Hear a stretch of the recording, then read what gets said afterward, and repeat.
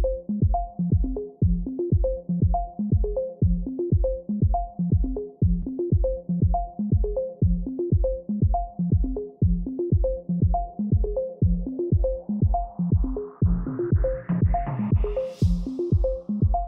eyes disguise our hide. Bright lights decide the fight. Your heart beats fast despite the truth that love is blind. I just wanna feel anything, anything with you, with you. I just wanna feel anything, anything with you, with you.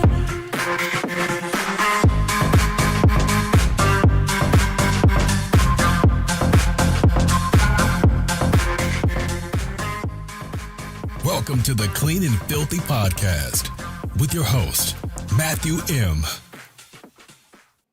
Hello and welcome to the Clean and Filthy podcast, where we are clean and serene with a filthy mind in between. I am your host, Matthew M., and I am an addict in recovery. Welcome, everybody, back for episode 7. We got a great show for you today. Going to be going over step 7, going to be talking about my favorite moment of the week, and going to be answering more questions. So before we go any further, have to give a huge shout out to our episode sponsors. First off, we have Etc. by Emily. If you have any need for a staffing agency or you're looking for a job, check out all their information in the description below, as well as Metaphysical Minds. If you are needing any crystals or sage or other spiritual items, check them out in the description below. Also have to give a huge thank you and a huge shout out to our VIP members. These are people that support us on Patreon by making a donation, and they are Shar, Clint, and Alex. If you are interested in helping grow this podcast, head on over to Patreon. You can get there by going to our website, www.cleanandfilthypodcast.com. And in the top right corner with all the other social media information is the Patreon link. And everybody who becomes a monthly contributor gets one of these awesome Clean and Filthy podcast stickers. So huge shout out to everybody for the support, especially our VIP contributors, as well as everybody out there who's been helping this podcast grow, been downloading us, been watching us here live on YouTube. And for everybody who's on YouTube right now, what up? Let's get that chat going. And to anybody who's not watching live on YouTube but would like to, we do this every single Tuesday at 5 p.m. Arizona time. So just head on over to youtube.com and search for the Clean and Filthy podcast.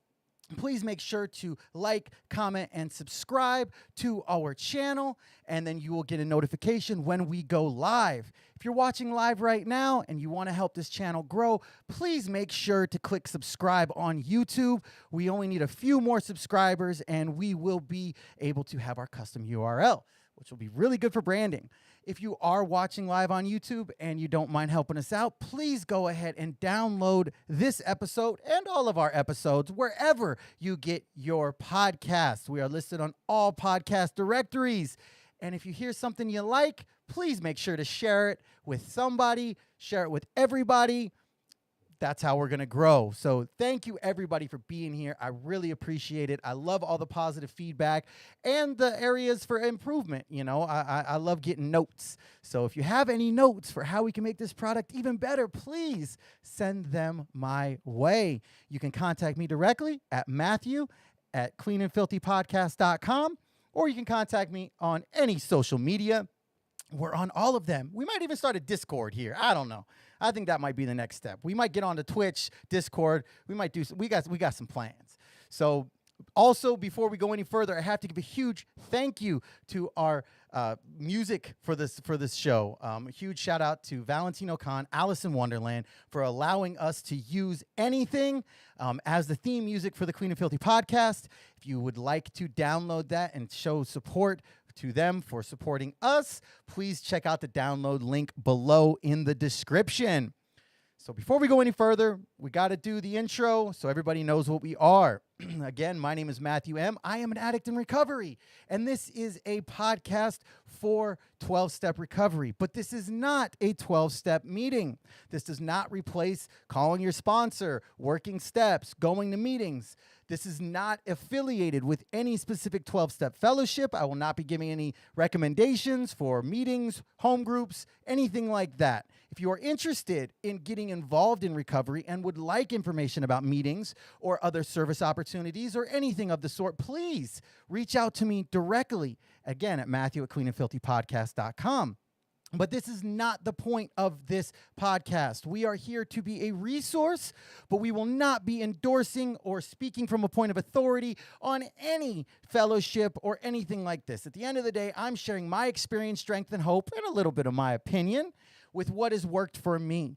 But I'm not speaking as a point of authority for any 12-step fellowship. So I just want to make sure that is known.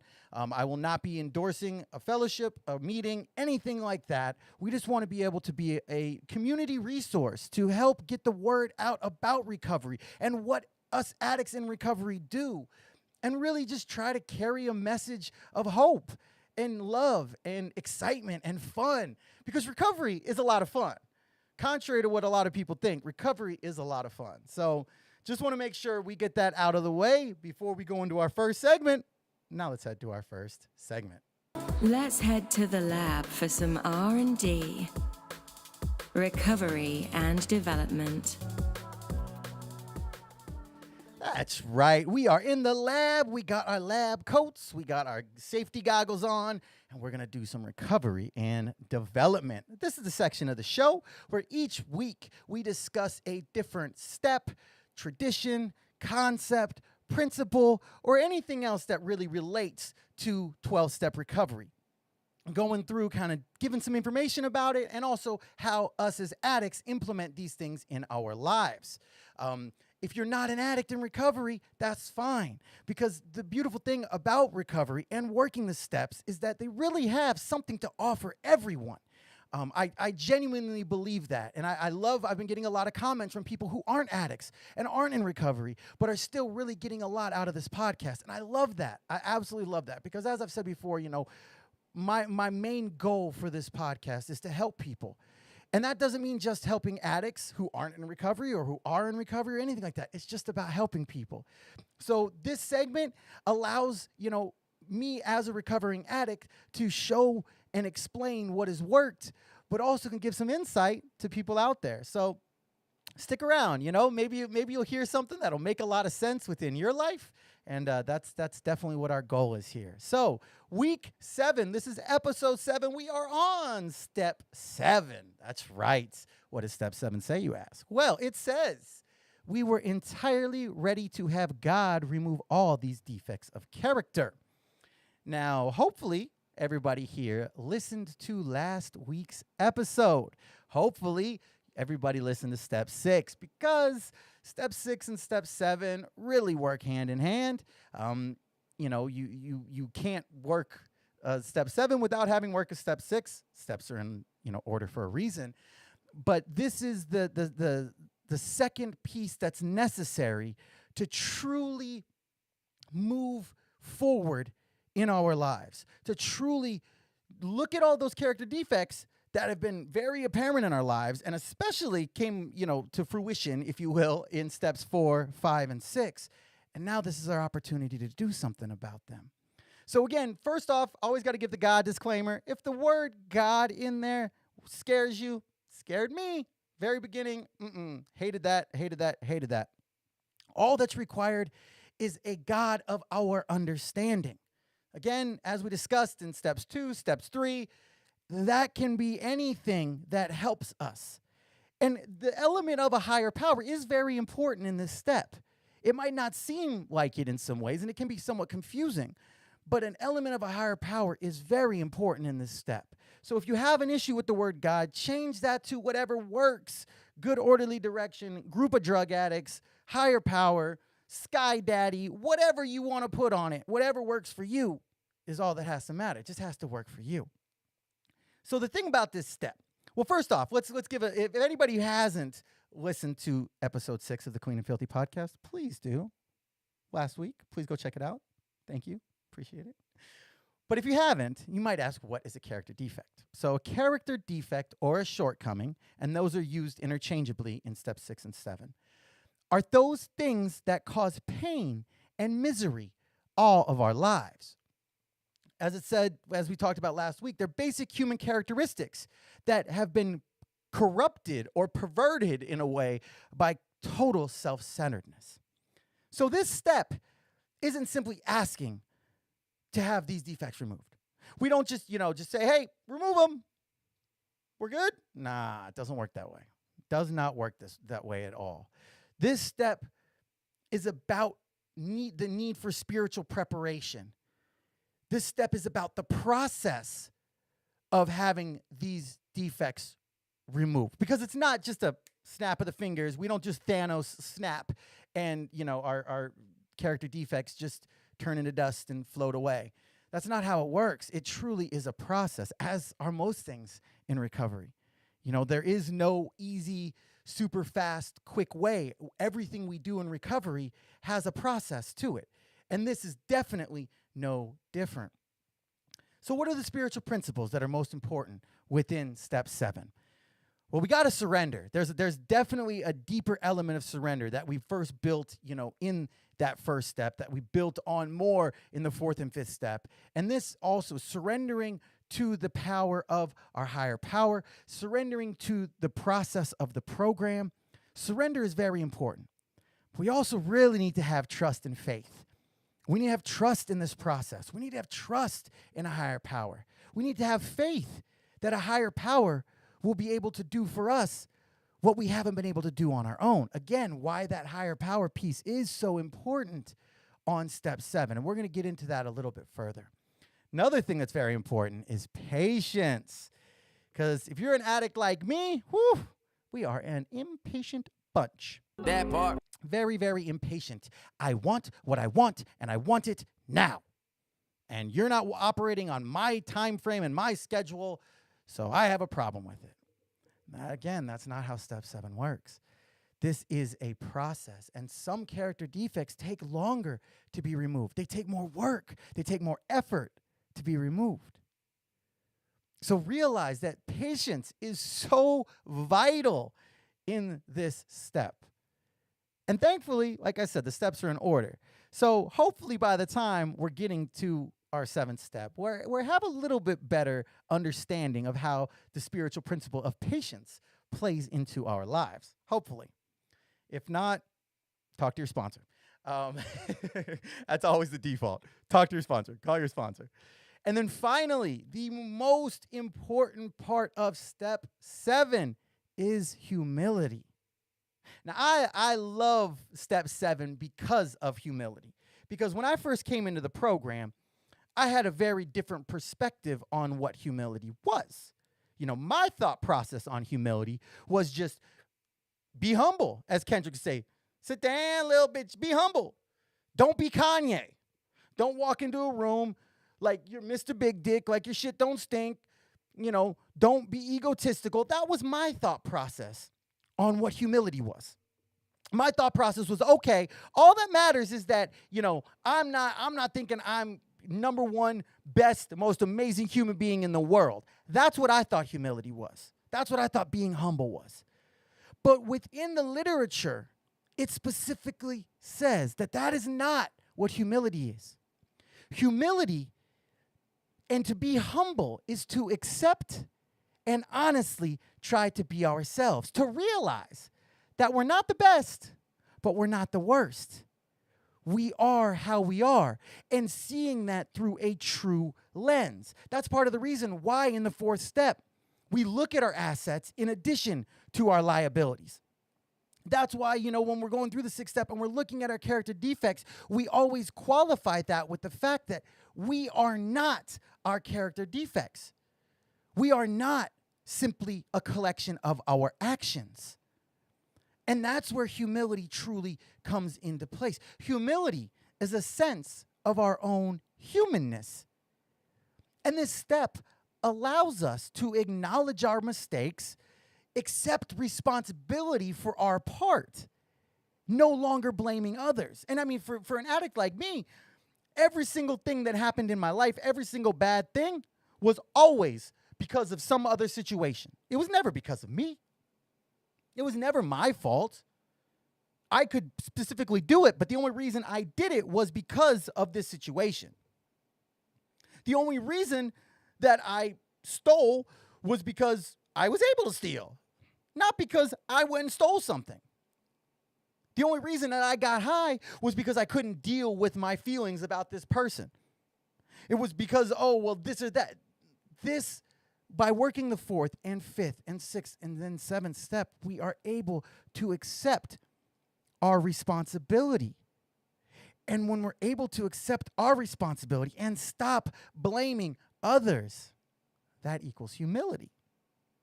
When we're able to see our part and take that responsibility, we're able to live in humility. And that is a lot easier said than done in a lot of areas. I see myself included, addicts with a lot of clean time who have certain character defects that we still default to blame. We still default to, yeah, but it was because of, it was them, not me. And that's just obviously not living in humility. It takes time, but I can tell you that it is very possible to do. And within humility, we're able to build this, well, really within working the steps, we're able to start developing this positive self-image. We're able to practice spiritual principles. And humility is acknowledging the positive things that we have to offer. It's realizing that all of the negative things don't make us who we are, and we have positive to actually offer the world. Now, I want to get into the higher power element of it because there are definitely some things that, are very important from a perspective of a higher power. And that's why this step is so important within a spiritual preparation for going into the 8th and 9th step, and then really working on the spiritual elements in the 10th, 11th, and 12th. Having that element of higher power, and it might be difficult. You might think, well, how am I asking my higher power to really, remove these things for me? How does the higher power element come in here? The first thing I can say is that for anybody who has recognized a character defect and then not been able to not act on it, okay, yeah, sorry, double negative there, whatever. If you can see a character defect and you know it's a character defect and you still act on it, then obviously I didn't have the willpower to do it. I didn't have the ability to handle my own life. And that second, where we're seeing that maybe I'm not all powerful, maybe I'm not the end all be all within my life, that is a glimpse of humility. It says in our literature that humility is the result of getting honest with ourselves. And that's that honesty thing. Honesty. Honesty is very difficult for addicts because our entire livelihood was surrounded with dishonesty. Surrounded. Even if we're, somebody that everybody knows we're using, everybody sees we're using, we're still probably lying about how much we use. We're still probably lying about, the ways we use or the substances we use or this or that. For me personally, most of my friends knew I used, but they didn't know everything I used. They didn't know how I used. They didn't know how often I used. So that element is just shrouded in dishonesty. Everything we do, it has some level of dishonesty to it. So that's why honesty is so important within recovery. That's why it's mentioned so often in the literature, so specifically in people's shares. Because not only do we have to be honest with others, but we have to be honest with ourselves. And as we've talked about on previous episodes, self-honesty, I'm amazing at manipulating and lying, especially to myself. And I especially was in active addiction. But We don't have to live that way anymore. We are able to have feelings. It's okay to have feelings and to show them. For a lot of us, before we came into recovery, we didn't realize that. Oftentimes, we didn't even realize we had feelings because we were so numb. But even once we started to see them, we felt, nope, can't show this. Can't do it. I'm not allowed to do that. I'm not allowed to have feelings. What are you talking about? But when we do that, when we're able to do that, we become softer. And not softer in like a street, oh man, you soft as hell. In a vulnerable way, in a caring way, in a compassionate way, in a unifying way. Because when I'm softer and I'm able to show my vulnerability because of working honesty and humility into my life, somebody else can see that and they can identify. And they can see, wow, he's sitting in a meeting crying? I didn't think I was supposed to cry. I'm a tough man. Stupid sexist thoughts, whatever. But I'm a tough man. I can't cry. When I'm seeing this super big tough guy sitting there crying, maybe it's okay. Maybe it's okay. And then we can start processing these feelings. And the element of that, of knowing, of the humility speaks to knowing that we are doing the best we can with what we have in our lives. Just like others. Just like other addicts in the rooms of recovery. I'm doing the best I can. They're doing the best they can. So we have, again, this common unifying thread. And at the end of the day, humility is essential to living a clean life. It's essential. Now, the beautiful thing, as I've said, with how steps are set up, is steps are set up to lay the groundwork of humility in our spirits. That's why this step is so important spiritually, because it allows us to bring that higher power into one of the things that we have the most difficulty with, which is our character defects. And we're going to get into kind of how we do that and kind of what we do that. But it says in the literature that the main objective of step 7 is to get out of ourselves and strive to achieve the will of our higher power. Third step stuff. But this is building off of that. Again, like why the steps are in order. Because we take pieces from each one of the steps and then implement them in different ways in future steps, in further steps. We could not have worked a 7th step, obviously without a 6th step, but also without a 2nd and 3rd step. If we don't have a concept of a higher power, if we don't have a concept of what our higher power's will is for us, how could we be attempting to align our will with our higher powers in the 7th step? How could we do that? It wouldn't be possible. But again, as we talked about last week, when we do that, when we align our will with our higher power's will, we are I almost said inherently again. Got to work on that. I might get a counter up here in the corner of the screen with an inherently counter every time I say inherently. Maybe that'll make me stop saying it so much.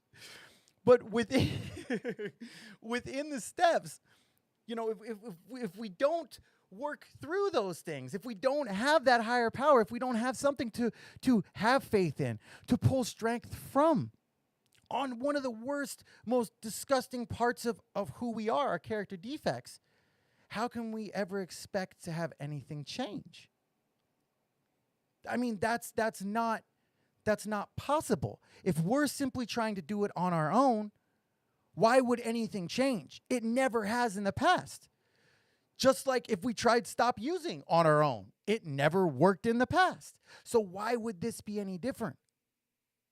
Why, again, insanity, doing the same thing and expecting a different result. So that's one of the greatest things about how our steps are set up, is that they do build on each other. And we're able to find those pieces and grow within each step. And then take something from the 3rd step and apply it in this way. And that's why, the 7th step is such a spiritual pathway. It is a blueprint. It is a way that we develop that connection from a basis of humility. We rely on that strength of our higher power. And just by doing that, just by relying and asking for guidance and asking for help. That is an expression of humility, because I am realizing I can't do it on my own. I can't.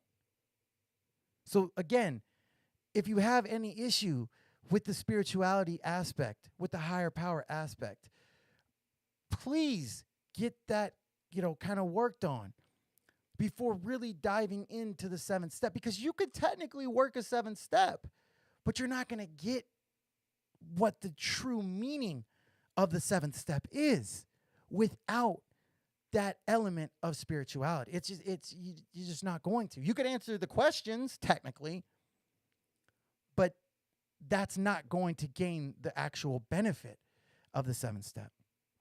So, a lot of people will say, like I said earlier, I just say this 7th step, they're gone. Nah, But what this process allows us to do is change literally every single day. Not by wishing, not by just asking, but by actions and prayer. And again, if you have an issue with the word prayer, I get it. I did too. Still do some days. I understand. All prayer needs to be is just put in whatever works there for you. It doesn't have to be the word prayer. Prayer might have 2 religious connotations for you. That's fine. All it is just asking our higher power for guidance. Prayer is simply the most used, most widely accepted term. But if that doesn't work for you, that's fine. Then find something that does. Because we can't do this step without asking for that guidance from our higher power. And asking for guidance or prayer in a situation that brings up character defects is how we have them removed from our lives. We ask constantly, and sometimes there are certain character defects that come up in me when I'm dealing with certain people in my life, that every single time I deal with them, I have to ask for guidance. I have to simply say, please, help me not act in defect. Please, help me not respond in defect. That can be every single time that I deal with somebody. And that, again, is where the patience element comes in.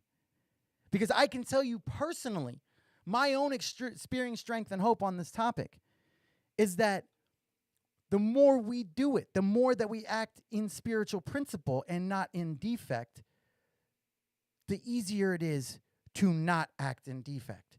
If we are asking our higher power and relying on our higher power to assist in this process, then the go-to of defect gets a little bit slower, happens a little less frequently, a little bit less. Still sometimes happens because we're human. We are not perfect spiritual beings. We are not holier than thou, walking on water, levitating while we're meditating. We are human. And that is what is beautiful about having humility, is that is okay. We can see ourselves how we truly are. So what are some instances where we could apply spiritual principles? Simple thing. What if if one of my character defects is anger and somebody cuts me off in traffic, rather than, doing one of these things and honking at him and freaking out hardcore, we can simply take a second and say, I hope they're all right.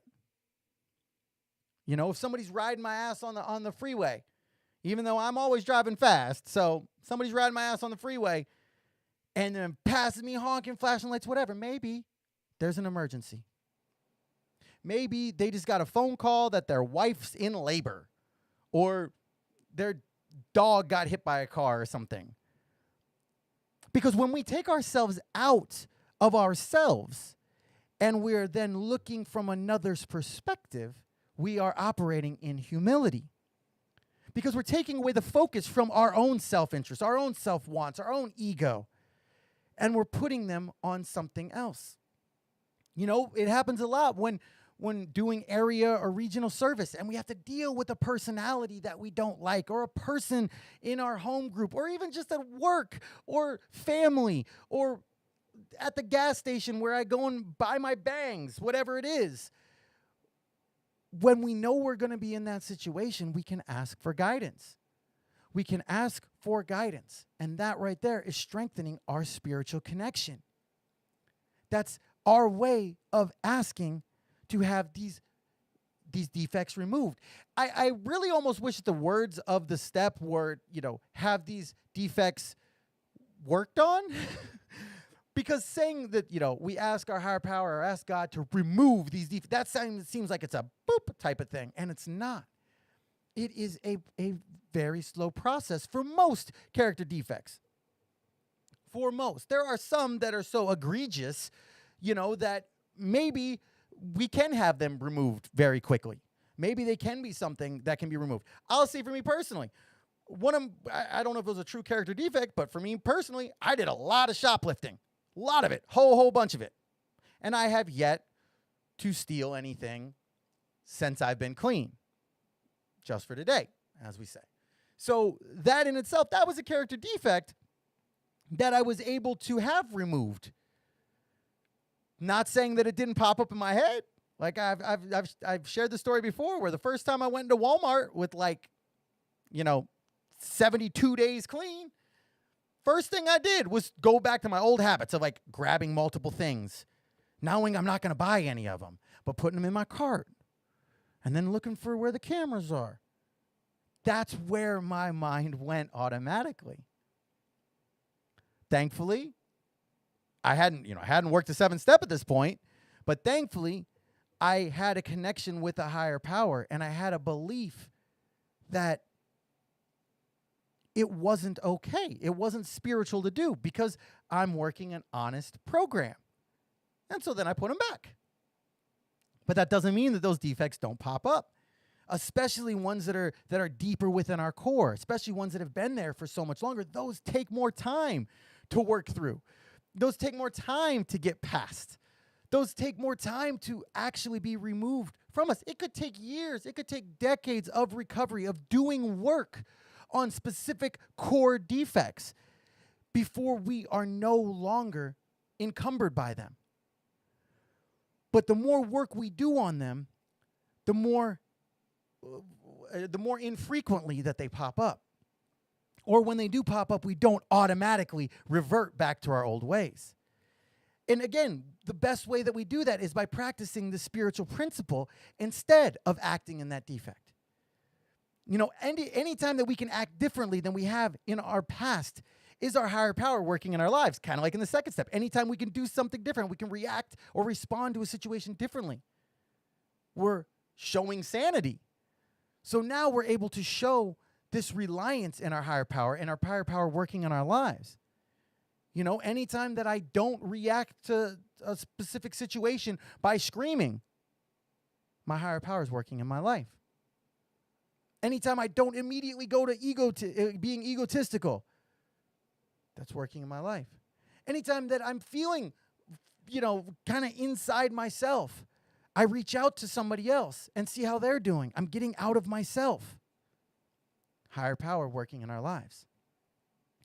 And one of the most beautiful things about that connection with our higher power, that spirituality that we're building, is that we can stop looking at what we get from life, from recovery, from our significant other, from our job, and we can start looking at how we can contribute.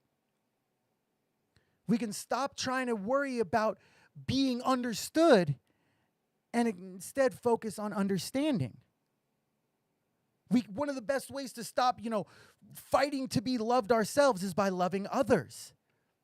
So for every character defect, there is a spiritual principle that is the opposite of it.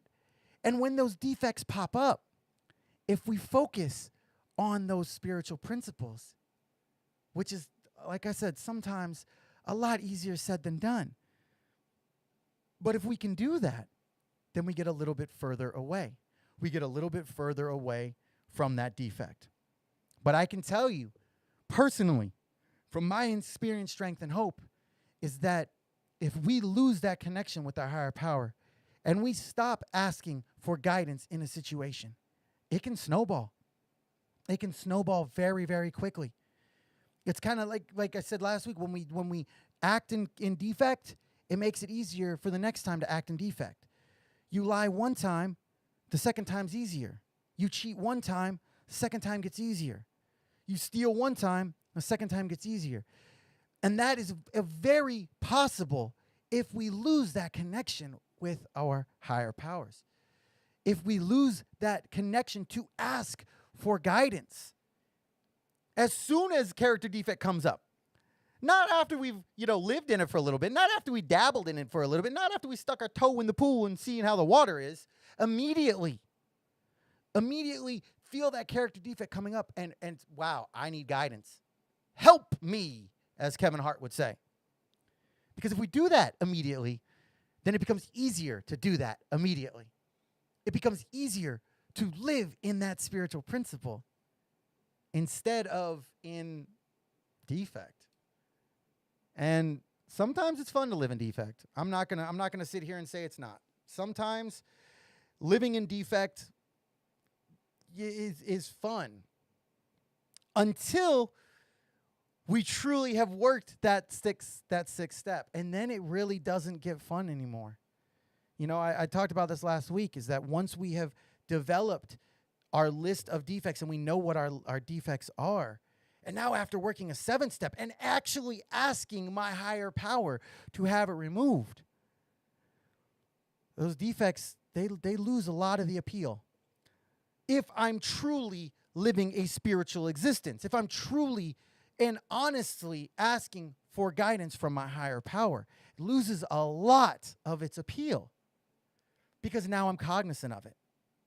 Now I'm cognizant of it, and I can no longer just, as I said last week, ignorance is bliss. Well, it's no longer bliss. It's no longer ignorance once we've worked that 6th step. And now it's superism, because not only are we aware of these defects, but now we're actually asking for help to have them removed. That's like double not ignorance anymore. I don't know. That's some kind of spiritual principle, exponential math or something. I don't know. But it makes it that much more difficult. And the greatest feeling of truly working your 6th step and your 7th step is seeing that growth. It's being able to look back at who we were and now seeing who we're becoming. And for me, that was something that I wasn't really prepared for in a lot of ways. I knew that I was changing. I knew that I was growing. But the first time that I didn't act on a character defect, specifically with this one situation that's very prevalent in my life, it was such an amazing feeling. It was a feeling that I actually was showing growth. I had, again, quantifiable evidence that I was growing. And that is one of the greatest gifts I've experienced in recovery, is being able to see that I'm not that person that I was when I first, what damn sure wasn't the person that I was in active addiction. And even if other people don't see it, even if other people can never get past the things that I've done in my past, whether it be harming them, whether it be, just the pain that I've caused, the anguish, the difficulty, maybe I can never change their preconceived notions or their, evidence-conceived notions of me. But I know in my heart how much I've changed. Other people around me, especially people in recovery, can see who I was when I walked into the rooms, over 3 years ago, to now who I am today. And for an addict like me, who loves growth and seeing what's next and the unknown and what's next and how can I learn more, seeing where I was at 60 days compared to where I was at 150 days, compared to where I was at 365 days, to now where I am at whatever over 3 years days is, it's one of the greatest feelings I've ever felt, because I'm able to see that I'm becoming a better person. And because of that, wanting to help others become better people and help the world become a better place. And that's not to be all, again, high and mighty or sanctimonious, but that's just a statement of what is important to me now. How much things have changed within me to where my priorities are no longer myself. Now the element of being selfless and being able to help has replaced the desire to have all the stuff and do all the things. I still want to do things, but I don't want to do it if it's at the detriment of others. Before, I didn't give a fuck. If it benefited me, we were doing it. Damages other people, it's not me. Causes other people pain, it's not me. But now, today, I don't have to live that way. There's a quote in the literature, and we're going to close with this, that I love so very much, and it says, one day we'll realize that some of the ways we used to act have become as alien as spiritual principles were when we first started practicing them. After such a revelation, we may begin things about the person we were when we first came into recovery and how little we resemble that person now. I butchered that. I apologize. But it's so true. Looking back and seeing who we were and now looking at who we're becoming, productive members of society, loving, caring, compassionate human beings. We aren't that old stereotype of, just a filthy addict. We're not just that stereotype of just some fucking junkie. Once a junkie, gonna die a junkie. No, we're recovering addicts. And there are thousands upon thousands upon thousands upon thousands of us worldwide. And the spiritual principles we develop within ourselves translate to developing into the world as well. And that's not for everybody. Every single, addict isn't out there saying, I want to change the world, and that's okay. That's okay. But we are able to acquire the skills and the spiritual peace to be better people. And if we are simply just better people, we simply aren't, stealing so much from Toys R Us that they go out of business.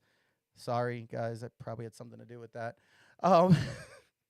That we aren't out committing crimes. We aren't out breaking into cars, raising insurance rates.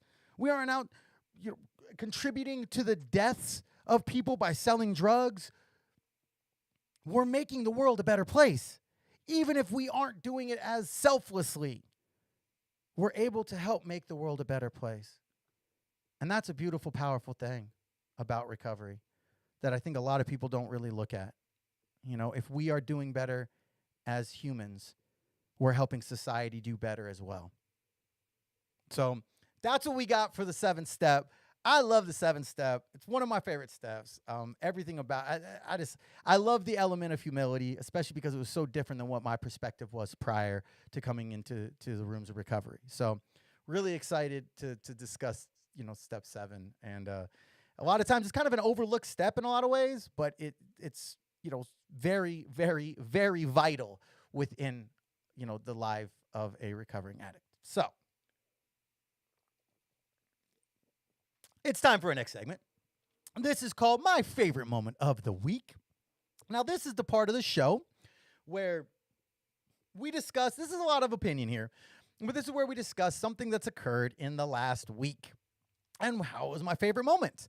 It could be something from news, from politics, from pop culture, sports, really whatever. Maybe just a meme on Instagram I really liked. It's kind of turned into my weekly recap with my favorite moment mixed in there. But there were a few things this week that were fire. First off, Falcon and Winter Soldier, amazing. If you like Marvel, you better watch it. It's amazing. I'm so happy. Love it, love it, love it, love it, love it. That part. Yeah. Second thing, March Madness. My bracket is fucked, but Michigan is still alive, and I have them winning it all. So there's still some hope.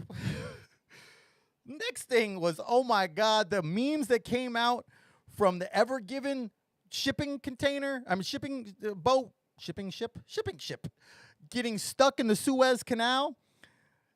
was hilarious. The fact that $9.5 billion of trade was lost every single day because this damn ship, it was hilarious. Truly, there was a meme of this bulldozer, which is a full-size bulldozer, trying to dig out the side of the ship, and it's like that big next to the ship that's like that big.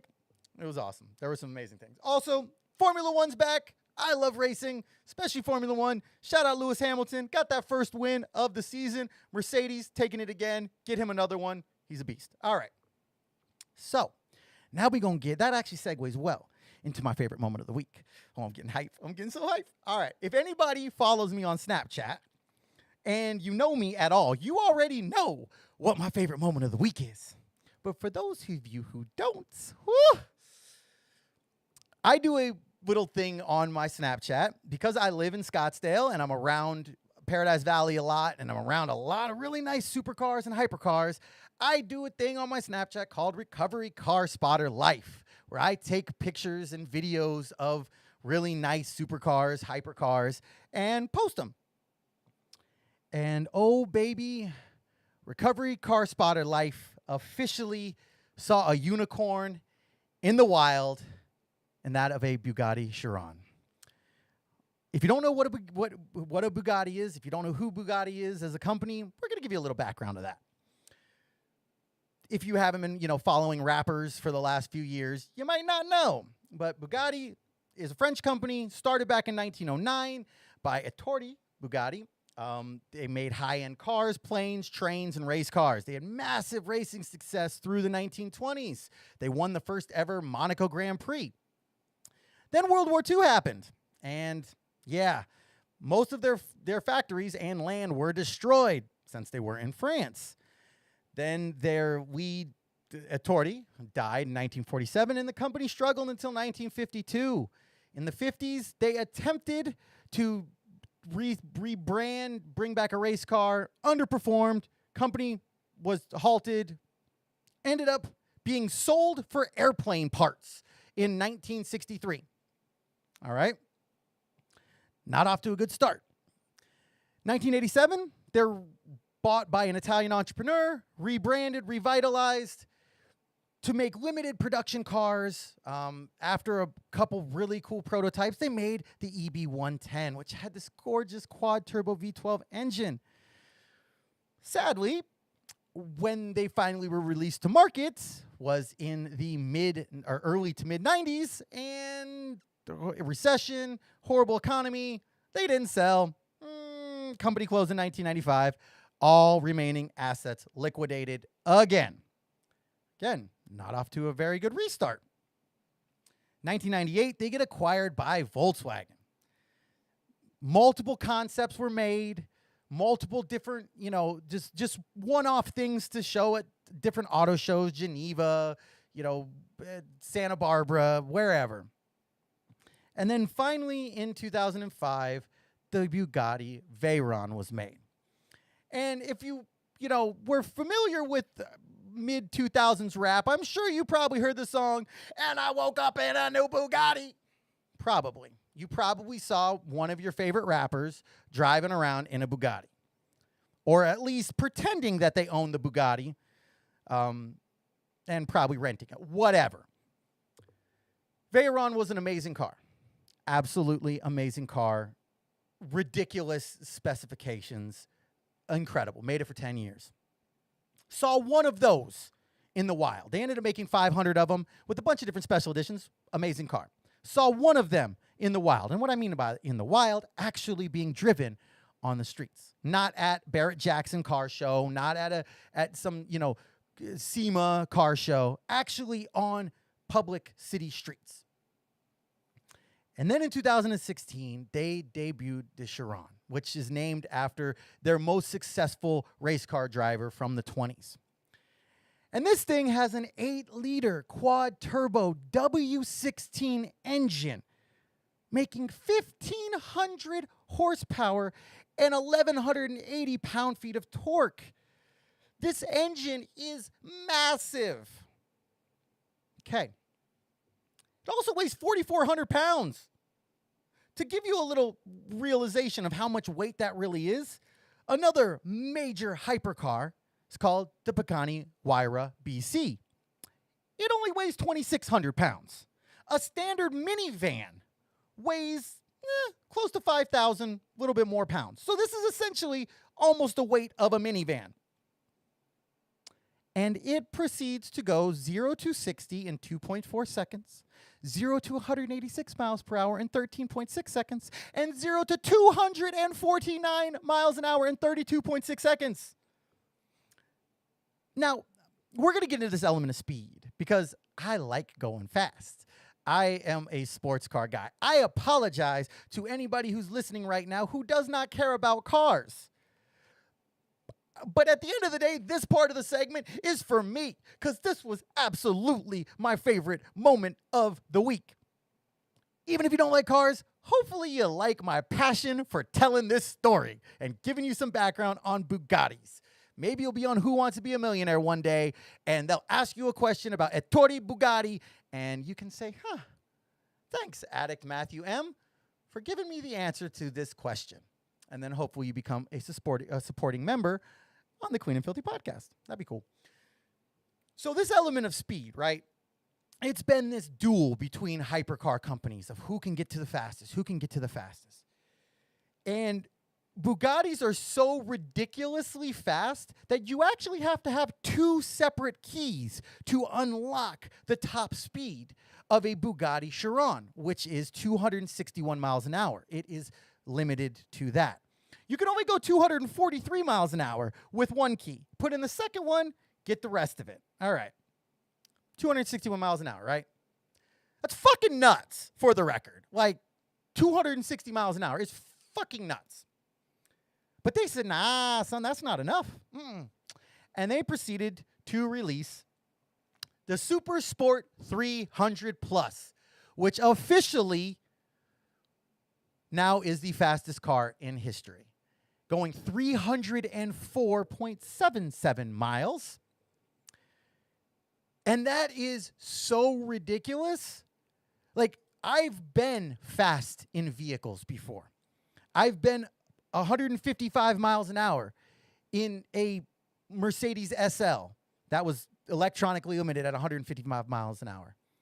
I have hit the limiter on a 2004 Suzuki Hayabusa 1300. You know, that's fast. That's 176 miles an hour.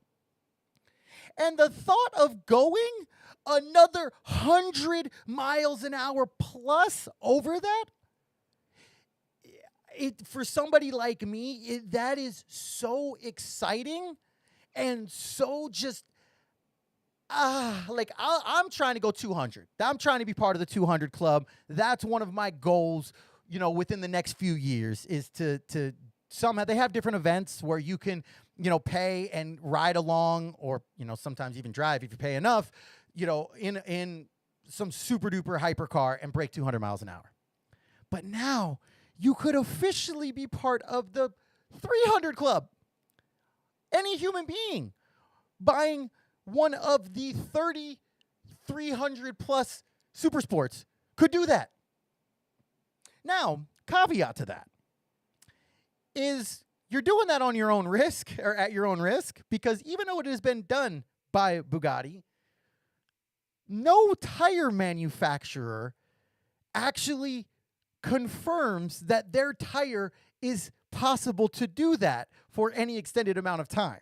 That's another reason why the car, you know, the normal car is limited at 261 miles an hour, because anything beyond that might be exceeding the capacity for this tire. And I got to see one in real life on a road. They start at $2.9 million for one car. One car. They go up to $4 million, depending on which option you have. Currently, there have been 270 made out of the 500 that they're going to make. 200 of which, of the first cars, were all sold before the first Chiron was actually made and delivered. Now, of the 270 that are out there, 150 of them are special edition. They're more on the $4 million side. So they're probably not really out within the world. They're sitting in some sheik's, garage in Dubai. They're hanging out in Singapore in some crazy vending machine looking parking garage. They're in Beverly Hills just sitting, collecting dust. They're on Instagram. Shout out to some awesome people on Instagram that have a Chiron. So really, if you think about it, there's probably about 120 of them that are actually out there. And I saw one of them. And there's I see a lot of really nice cars. Again, if you follow me on Snapchat, you'll see that. But as soon as I'm driving down Tatum Boulevard, if you're here in Scottsdale, Tatum Boulevard, just past Pinnacle Peak, and I see 8 headlights. And I know those headlights. But my mind's like, well, you know what that car is, but it can't be. It can't actually be. It can't be. It's like, nah, it's not. Oh, wait, is it? Oh, it is. Ah! Proceeds to pass me. I do a slightly illegal U-turn. And of course, with my luck, a fire truck is coming up behind. So I have to pull over. And now it turns with the yellow light onto Pinnacle Peak. And I am filled with dread. My goosebumps that I just got again changed to complete dread and sadness that I wasn't going to be able to see this thing and, just experience it. So you better believe that I hopped onto Pinnacle Peak, and I cannot confirm nor deny that I was breaking any kind of speed limits in any way, shape, or form. But of course, my luck, I'm stuck behind like 4 people, and I'm like, it's gone. It's gone. I don't know. Once it got to Cave Creek, I don't know if it went right or left. I lost it. And then turned around that little bend right before turning onto Cave Creek, and there it was in all its beauty. And I got to get there right behind it, right as it started to turn, and those quad turbos started spooling up on that W16 engine, and it roared. And I got goosebumps. And I was literally, it was the most giddy and excited I have been in probably about as long as I can remember, to be quite honest. I was so excited that I'm trying to keep up with it in my little 4-cylinder Camry. Thankfully, we were on a public road, so he decided not to, go 261 miles an hour, and I was able to get a video of it. And I just got goosebumps again. That, to me, was everything. Because for somebody like me, who is a car guy, I love cars. I love cars more than most things, honestly. Not more than my recovery, but more than most, pretty much more than any physical object. Honestly, as much as I love sex, if you offered me a Chiron with fully paid insurance and, taxes, and I couldn't have sex for a year, sign me up. Yo, sign me up. Sign me up right now. If they told me that I couldn't, self-release, that might be a little bit more difficult, but I digress. Still probably sign me up. Because to me, cars are they're everything. They're gorgeous. They're machinery. They're technology. They're excitement. They're goosebump inducing. And to be able to see that on the road, to see $3+ million driving next to me is an experience I will never forget. I've had experiences from my childhood where I saw a Ferrari F50 on the roads in Paris, where I saw a Ferrari F40 in the roads in Marbella, Spain. And I remember those. Those were like core memories in my life. This memory will be one of those type of things. So without any shadow of a doubt, that was my absolute favorite moment of the week. I am sorry if I lost anybody along the way who does not care about cars. Thank you for sticking here, and hopefully you learned something about Bugatti. And, hopefully if you're ever out, you can see a unicorn in the wild as well. To see one of essentially 120 cars around the world is I mean, the odds of that are just so ridiculous. At that time, at that place, everything had to line up perfectly for that. And it was without a doubt my favorite moment. So, side note, if you are out and about and you see a nice supercar or a nice hypercar, please send it over to me, Matthew, at CleanAndFilthyPodcast.com, because I get immense joy. I get immense joy from puppy dogs. I get immense joy from really nice supercars and really good architecture. So send them over. I would be more than happy to view them. So that was my favorite moment of the week. Again, sorry if we lost anybody along the way, but for me, that was too exciting not to share. And I feel good about it. So thank you, everybody, for listening. That was for me. Thanks for coming to my TED Talks. And now we're going to get to our next segment, the Ask an Addict segment. It's time to Ask an Addict with your host, Matthew M. That's right. We are in our next segment of Ask an Addict. This is the part of the show where we answer questions asked by our viewers and our listeners by the resident addict here. Again, my name is Matthew. I'm an addict. If you're interested in having one of your questions answered, please send them over to, again, Matthew at CleanAndFilthyPodcast.com. Or if you're on the website at www.cleanandfilthypodcast.com, we have a Contact Us tab. You can fill up the information right there, send it on over to us, or you can just send it out through social media. I love answering questions, always have. They don't need to be recovery related. If they are recovery related, cool. I'm more than happy to do that as well, but they don't have to be. It's more than okay to ask whatever questions, as you'll see by one of the questions that's asked. So, again, this is Experience, Strength, and Hope with opinion. This is not speaking from a position of a fellowship or this is the way, nothing of that. This is simply, Experience, Strength, and Hope with some opinion. So, first question that was submitted was, why do some fellowships say sober and some fellowships say clean? And before we get into anything more than that, I wanted to read the actual definitions taken from, Merriam-Webster. Maybe it was Merriam-Webster, or what was the other one? I know one of them was Merriam-Webster here, but the definition of sober is not under the influence of alcohol or an intoxicant. The definition of clean is to be free of dirt or contamination, ceremonially or spiritually pure, free from drug addiction, or to remove or to eradicate. Now, I want to give a little bit of history.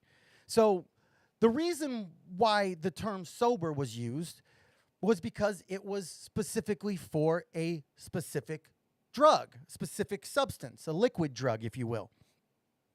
And that speaks to the term sober, based on those definitions, speaks to not being under the influence. Whereas being clean doesn't speak to any specific substance. That's one of the things why with the fellowships that discuss being clean, it's not about a drug-specific program. It's not about a specific substance. It's not about, this one thing. It's about the disease of addiction. And the disease of addiction does not matter what the substance is, how you used it, how much or how little you did. It only looks at the disease of addiction. So it's not about a specific substance. But when the 12-step fellowship model was started back in 1929, it was about one specific substance. And it was about that one specific substance and only that one specific substance. No other substances were discussed or allowed to be discussed. So then when another fellowship that uses the word clean was begun in 1953, it was the alternative to a specific substance type of fellowship. It was a 12-step fellowship specifically about the disease of addiction. And so therefore, it wasn't about simply not being on a substance. It was about being completely clean and changing lives to live clean. Now, I will say that's what it started as. But now it's pretty much grown to where in fellowships that say sober, they look at being clean as simply testing negative for the substance, and they view sobriety as what is now also called living clean. Whereas in other fellowships that use the term clean and recovery, they view sober as simply not using a substance. So it's gotten to the point now where there's some machinations, if you will, and there's some I don't want to say confusion, but they've almost become to where they mean the same thing.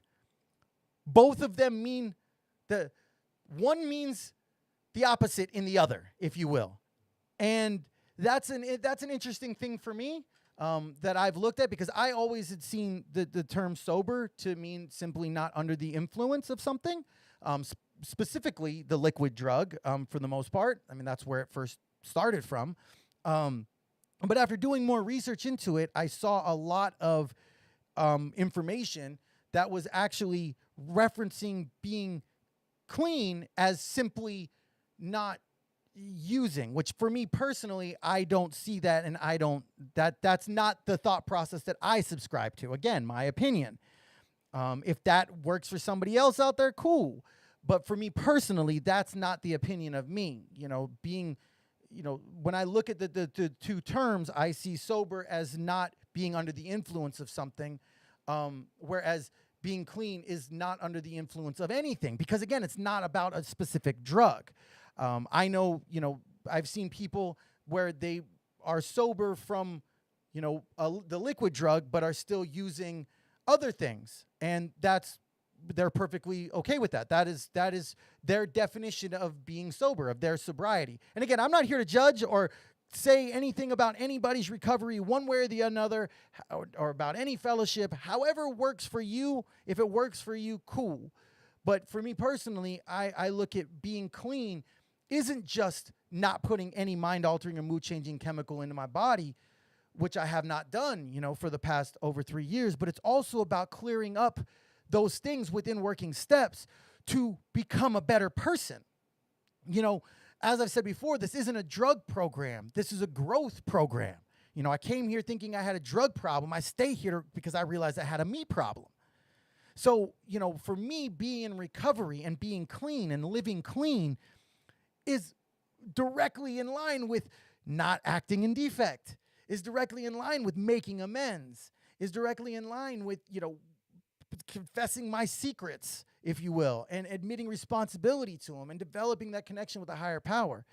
But I've seen, other people in other fellowships are now using the term sobriety to mean the same thing. So really, at the end of the day, whatever fellowship you're in is the term that, works for you. But I will say one thing that is very important is that when we're in a specific meeting of that fellowship, it's important to respect the language of that fellowship.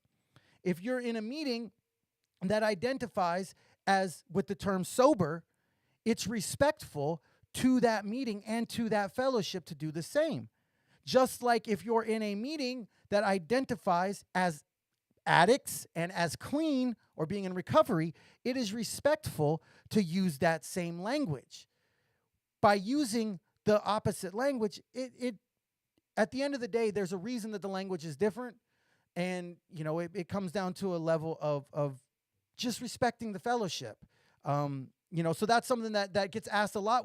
My home group, which again, I'm not going to say what it is, but we have a lot of newcomers, people with less than 30 days or people in treatment. And a lot of treatment centers might focus on one specific fellowship, and then maybe they'll come to my home group, which is a different fellowship, and then we'll start using terms interchangeably without really understanding why there's a difference or why the difference is important. Or the fact that simply using the language of that fellowship is a way to respect recovery in general, whichever fellowship it is. So that's why we have two different things there. So that is the difference, and why some say clean, some say sober. Again, if it works for you, cool. That's what matters. I am not going to judge, promote, denigrate, talk shit about whatever, any fellowship or anyone's recovery. If it works for you, cool. I just, that is just my definition of the difference and why there is a difference. So, all right, next question. Now, this question, I really appreciate this question being answered. And here is evidence that all questions do not need to be recovery related. But I got a great question this week. And it took a lot more time and effort than I really was planning on putting into it. But I got a question that said, if you could choose one character in Marvel, who would it be, who and why? Anybody who knows me knows I love Marvel. If you don't know I love Marvel, this right here says, I love you 3000. If you don't know what that means, go watch Marvel movies. Marvel movies are amazing. I love superhero movies. I love comic books. I love superheroes. Marvel is the best. I will fight you if you tell me that DC is better. We will fight. Point blank, period. It will be a spiritual fight, but we will fight. That part. Nah. That part. Simple as that. Don't question Marvel. So, this question really took a lot of effort. And it kept me up thinking way longer than I really want to admit to.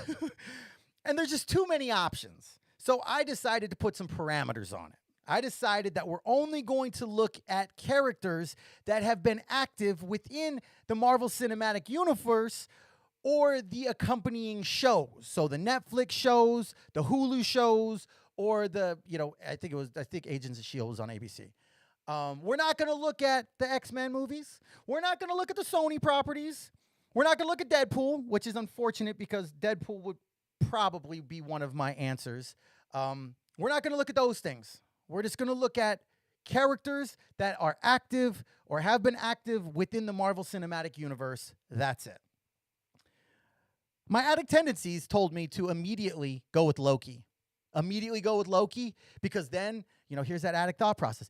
Then I could create mirrors and I could be whoever I wanted to be and I could go rob Fort Knox. That was literally my first thought. Not happy to admit that, but it's truthful. Then I thought, okay, what about Thanos? Because Thanos with that Infinity Gauntlet, he is powerful AF. Literally just boop. But he also, is killing half of the entire galaxy. So I can't really vibe with that. But he's also super powerful, and I kind of vibe with him. I thought he was a really good villain because I really vibed with him. Also loved Killmonger. I thought Killmonger was an amazing villain as well. I really vibed with him as well. And then there's the other part of me that really just wants to be Baby Groot because, Baby Groot and just dancing around is that's amazing. I love Baby Groot. Before we go any further, I wanted to do a short little spoiler warning here. If you are not familiar with Marvel movies or you are not up to date with them, we're going to have a little bit of spoilers here. I'm not going to go hardcore into them, but, little spoilers.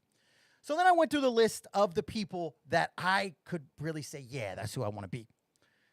First off, Captain America.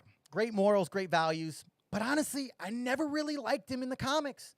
Really liked him more once the movies came out. And I cuss way too much. Couldn't be Captain America. Couldn't. Then we go to Tony Stark. And Tony Stark has always been my favorite character. He has always been my favorite character. Whether it's in the MCU, whether it was from the comics, I've always loved Tony Stark and Iron Man. But would I want to be him? Part of me says yes, because, genius, billionaire, playboy, philanthropist. Plus, he's an addict, so I vibe with that.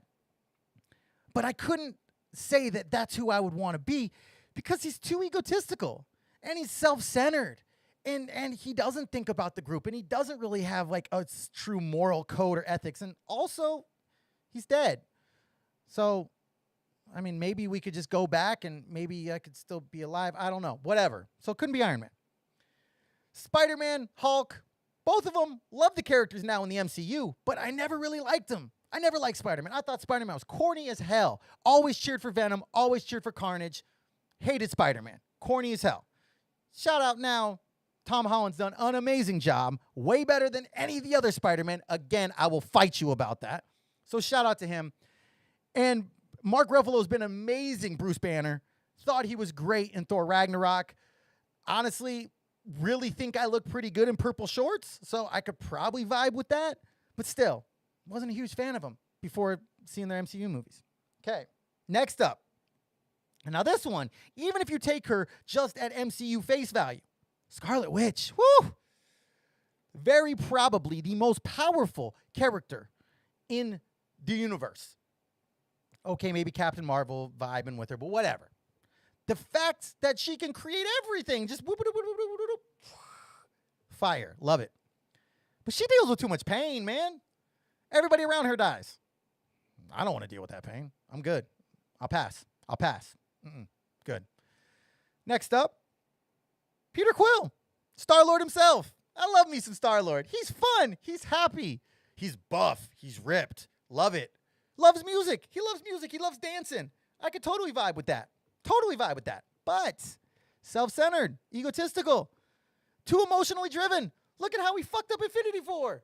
Like, the snap didn't even need to happen, but Quill couldn't hold it together. Can't do that. Next up, Doctor Strange. Powerful. Sorcerer Supreme. Doing some type of, Ayagamato. All right. Love that. Has a time stone. Couldn't do it. Couldn't trust myself with it. Those character defects would come up, and I would rewind time and rewrite time and do some, I would cause havoc. I am positive of that. That part. Okay. Next up, Winter Soldier. And it's probably partially just because of how much I'm loving the show right now. But there's elements of the Winter Soldier that I love. I love the comeback story. There's no character in the MCU that has a better comeback story. You know, he's mad loyal until he gets brainwashed. And then he's the most capable assassin ever. And then he gets unbrainwashed. And then he's back to being a super cool dude. And he's got a vibranium arm, bro. And he's transitioned into the White Wolf, which isn't true within the comics, but whatever. Okay, love that. But no, there's just too many elements. I don't want to have to deal with the fact if I killed that many people, like, brutally. I don't think the spirituality within inside of me, I don't think that would vibe too well. So we get to, and if anybody's watching live, you might have an idea where we're going with this one. We get to my favorite, not my favorite, sorry, the character that I would be, and here's why. And that is King T'Challa, Black Panther. Okay, before we get into the other reasons why, actually, we'll do those reasons first, and then I'm going to tell you a little story. First off, by drinking the heart-shaped herb, he's essentially Captain America. He's essentially Super Soldier Serum, essentially. I mean, he's got way cooler tech, though. But he's amazing hand-to-hand combat, super strong, vibranium suit, pretty much impenetrable. Way better tech, though. I mean, Cap only has a vibranium shield. T'Challa got a whole vibranium everything. So that in itself, and just the way that his suit can absorb energy and then back out, love it. Okay. He's got the science and tech levels of Tony Stark, without having to deal with the egotistical arrogance of Tony Stark, thanks to his sister Shuri, who is essentially Tony Stark level. Fire. Super smart. Love it. All right. He's got access to tons of wealth because of the meteor of vibranium hitting Wakanda. Cool. So he's got money. Plus, he's a damn king. King T'Challa. I vibe with that. I super vibe with that. But the other element of it, and it's funny, because when I went to treatment, and I went to treatment on Valentine's Day of 2018. Black Panther, the movie, was just about to come out, and I was so hype about it. Literally, the last thing I did before going into treatment was we went to the Target right down the street from treatment, and I bought the Black Panther soundtrack, which was produced by Kendrick Lamar and it features tons of TDE. And if you haven't listened to the soundtrack, do yourself a favor. Pause this right now and go listen to that soundtrack. It is incredible. And I listened to that soundtrack about 400 times a day. Okay, that doesn't work, but every single day I was in treatment. Loved it. But they had an activity. For us to do in treatment where we made masks. And I decided to make a Black Panther mask. And it wasn't just because I was super excited about the movie. It wasn't about that. It was about the parallels that I saw within myself and Black Panther. Because throughout the history of Wakanda, when T'Chaka was king, And again, if you don't like Marvel and you don't care about any of this, sorry. But this is a good tie-in. When T'Chaka was king, he wanted to have the entire world cut off. Nobody know about the resources, no open borders, no ability to help others because, what if it leads to negativity and people trying to steal our vibranium, which inevitably happened, what if we cut all that off? And that's how I felt when I was in my active addiction. I was just completely cut off from the real world. I was living in this little bubble of depravity, of degradation, of unhappiness day after day. And it wasn't until I got into recovery that I was able to truly become who I am and who I'm becoming. And that's how I see the same kind of parallels is once T'Challa became king, he realized that even though it might be painful, even though it might be difficult, even though it might cause problems, opening up and being truthful and honest is the best way to change and help the world. The best way to be most genuine to himself. And the fact that he has unquestionable loyalty, he has very specific values and morals, which you can see by the end of Civil War when he's hanging out with Zemo. That in itself are the things that I really vibe with so much. So, plus, the dude can, he's got anything he ever wants. He wants to go flying, cool, go hop in a spacecraft. You want to go drive the brand new Lexus? Hop in it, bro, do your thing. In fact, hop on the roof, your sister going to drive it from Wakanda. Let's go. Plus, claws, vibranium claws, boom, boom. I love it. I love it, love it. So that is the answer to that. That was very in-depth. There was a lot in there. I wanted to get to another question, but we will knock it out next week because I talked too much there about that. So if you have any questions that you would like me to discuss on air, answer, again, send them over to Matthew at CleanAndFilthyPodcast.com, and we will go ahead and answer them on air. So we are almost out of time, but before we close up for the day, we got to do those clean time shout-outs. So this is the part of the show where we recognize different people within recovery who have achieved a specific milestone, a universally accepted milestone. So that could be, newcomer, which is anything up to 29 days. That can be 30 days, 60 days, 90 days, 6 months, 9 months, 1 year, 18 months, or multiple years. Plus, we also like to give recognition for big numbers. So if you got 100 days, 1,000 days, 5,000, 10,000, send it over and we will give you a shout out. Again, if you are celebrating clean time between now and next Tuesday's episode, please send me a message either on social media or through the email on the website or just Matthew at CleanAndFilthyPodcast.com. Tell me your first name, how much time you're celebrating, and we will give you a shout out on air on the next episode. So first up, we got my boy Rocky with 60 days. Well done. Next up, we've got Leanna with 18 months. You get a book and a half. We do books for each year. Next up, we got my homegirl Emily. Congratulations with 2 years. Book. Next, we got TJ also with 2 years. Book. Then we got my boy Shay. Love this dude. Seen him since the beginning. Literally since the beginning. He's picked up 3 years. Book. And finally, celebrating 8 years. And I want to give a special shout out to him and to his mother. His mother just passed away this last week. And I really want to let him know my prayers go out to him. And I got you, brother. If you need anything, give me a call. But we got to give that celebration for Richard with 8 years. Boop. That's how we do it. So congratulations, all those people who picked up time today. If you didn't pick up time today, don't use, and guess what? You will. And, of course, send it over so we can give you a shout-out.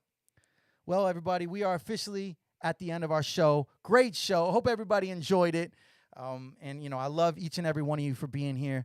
thank you so much for being a part of my recovery. Hopefully I can, help be a part of your recovery, or hopefully I said something that touched you in some way. Wow. Phrasing. And at the end of the day, hopefully, you feel something positive that you can give this recovery journey a shot. Because I can tell you from my experience, strength, and hope, life is beautiful today. So again, thank you everybody for being here. If you haven't downloaded the episode, please download this episode wherever you consume podcasts. Please like, comment, subscribe on YouTube and all social media. Come back next week. Again, huge thank you to our episode sponsors, ETC by Emily and Metaphysical Minds. All that info in the description below. And again, huge thank you to Alice in Wonderland, Valentino Khan, Mad Decent Records, For Anything. And I will see everybody next week. Now let's ride out. Let's go.